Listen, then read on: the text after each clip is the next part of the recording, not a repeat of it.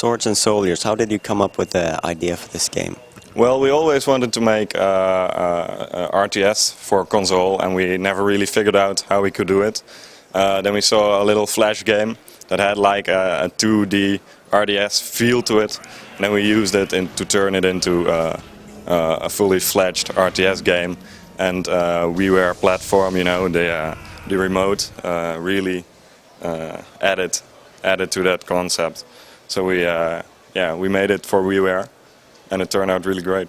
Is that the reason why you choose WiiWare instead of, for instance, Xbox Live Arcade or PlayStation Network?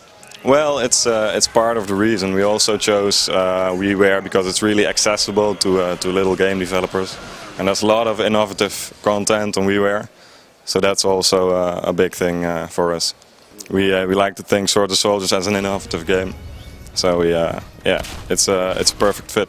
Can you tell us a little bit about the setting and the story of the game? We try to add a lot of humor into the game. For instance, you have these Vikings, very stereotypical typical guys. Their main goal is to attend the greatest barbecue ever and find the most badass barbecue sauce in the world. So that gives you an idea of what kind of story you may expect. If you're going to expect like a big Lord of the Rings epic tale, no, that's not in there, but it's a lot of humor, a lot of fun. Why did you choose to go with the indirect control of the units?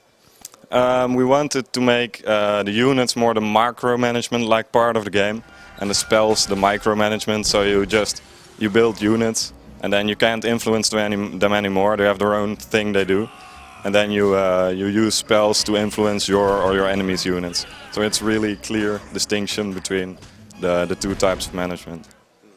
Is there a favorite unit that you could tell us about and describe how it works? My favorite unit right now is definitely the Necromancer. Little evil dude, dastardly laugh. So he raises fallen corpses into skeletons, and has a big impact on the game. So for instance, if you just killed a lot of guys, you send one Necromancer, you can turn them all into skeletons. And I also saw that there was a giant Boulder unit, or a special spell. Yeah, every race has their ultimate spell. So the Aztecs have like the Indiana Jones boulder. They can just send a massive boulder crushing enemy units and jumping over your own units. So it's a little mini game. The Vikings have Thor's hammer. This giant hammer of Thor throws down from a cloud, crushing all units, sending them flying.